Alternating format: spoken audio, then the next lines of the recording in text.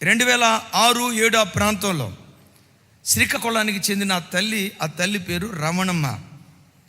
మన మందిరానికి కొత్తగా వచ్చారు. ఎందుకు వచ్చారయ్య అంటే దయ్యం పట్టింది ఆ తల్లికి. మందిరంలో ప్రార్థన చేసాం. దేవుని మహా గొప్ప కృప, ప్రార్థన చేసిన తోడనే ఆ దురాత్మ నుంచి దేవుడు విడుదల దయచేశాడు. మంచి ఆరోగ్యవంతురాలు అయిపోయింది.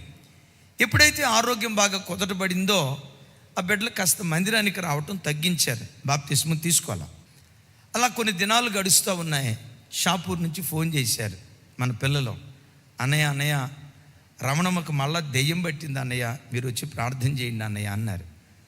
మీరు ముగ్గురు వెళ్ళండి, ప్రార్థన చేయండి అని జార్జ్ అన్న ఇంకొక 2 తమ్ముళ్ళను ప్రార్థన చేయటానికి పంపించా. పాపం 1 గంట సేపు పోరాడారు. ఆ దయ్యం పదే నేను పోనంటే బాను. ఆ తర్వాత ఏముందో తెలుసా, మీ పాస్టర్ గారు వచ్చినా నేను పోనందట. సరే అని చెప్పి నేను వెళ్ళా. నేను ప్రార్థన చేసి యేసు నామములో పో అన్నా. ఏముందో తెలుసా దెయ్యం, నేను పోనా.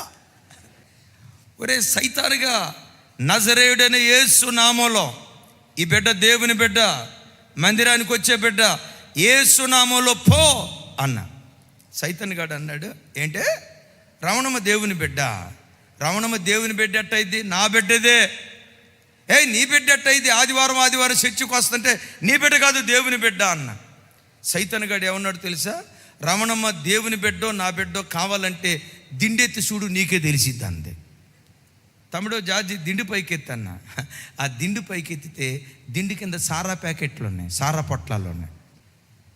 నా ఓట్లు ఉన్నాయి. నేను ఊరికొచ్చాను అనుకున్నావా? నాకు సంబంధించిన క్రియలు ఎక్కడున్నాయి? నీవేమనుకుంటున్నావు ఆదివారం చర్చికి వస్తుందని? నీవేమనుకుంటున్నావు మందిరంలో ముందు వరుసలో కూర్చుందని? నీవేమనుకుంటున్నావు వాక్యం వింటుందని? చూడు, నాకు సంబంధించిన ఓటలు ఈవిడి దగ్గర ఉన్నాయి కనుక నేను వచ్చా. వెంటనే ఆ సారా ప్యాకెట్ పడేసేసి, రమణమ్మ నీ తప్పు ఒప్పుకో, బాబు నీ తప్పు ఒప్పుకో, నేను ప్రార్థన చేస్తాను అని ప్రార్థన చేస్తే అది ఇప్పుడు బోతాలే. అయితే ఆ ప్రార్థన చేసిన తర్వాత విలవిలలాడిపోయి అక్కడే పడిపోయింది ఆ బిడ్డ.